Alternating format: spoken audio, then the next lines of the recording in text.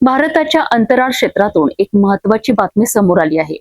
इस्रोमधील अनेक वरिष्ठ शास्त्रज्ञांनी राजीनामे दिल्याच्या वृत्तामुळे गगनयान सारख्या महत्वाकांक्षी मोहिमांच्या पार्श्वभूमीवर चर्चा सुरू झाली आहे.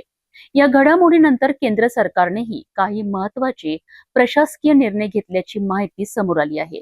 प्राप्त झालेल्या माहितीनुसार इस्रोच्या UR राव उपग्रह केंद्र आणि विक्रम साराभाई अंतराळ केंद्रातून अनेक वरिष्ठ अधिकारी आणि शास्त्रज्ञांनी गेल्या काही महिन्यात राजीनामे दिल्याची माहिती समोर आली आहे. या वृत्तांमध्ये काही अनुभवी प्रकल्प अधिकाऱ्यांचा आणि महत्त्वाच्या मोहिमांशी संबंधित वैज्ञानिकांचाही उल्लेख करण्यात आला आहे. मात्र प्रत्येक राजीनाम्याचे कारण अधिकृतपणे जाहीर करण्यात आलेले नाही. तज्ञांच्या मते खासगी अंतराळ क्षेत्रातील आकर्षक वेतन, करिअरच्या अधिक संधी, कामाचा वाढता ताण आणि सरकारी सेवातील मर्यादित पदोन्नती ही काही संभाव्य कारणे असू शकतात. ही कारणे स्वतंत्र विश्लेषणांमध्ये व्यक्त करण्यात आली असून त्याबाबत इस्रोकडून अधिकृत स्पष्टीकरण देण्यात आलेले नाही.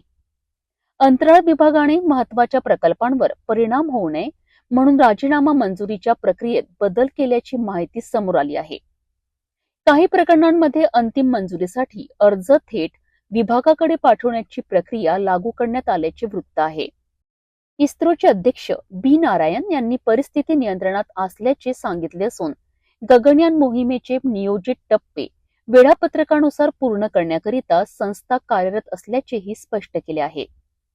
भारताच्या मानवी अंतराळ मोहिमेसाठी गगनयान हा अत्यंत महत्त्वाचा प्रकल्प मानला जात असल्याने या घडामोडींवर देशभरातून बारकाईने लक्ष ठेवले जात आहेत. इस्रोमधील राजीनामे, त्यामागील कारणे आणि गगनयान मोहिमेवरील संभाव्य परिणाम याबाबत पुढील अधिकृत माहिती आणि घडामोडी महत्त्वाच्या ठरणार आहेत. भारताच्या अंतराळ कार्यक्रमाकरिता हा काळ अत्यंत निर्णायक मानला जात आहे.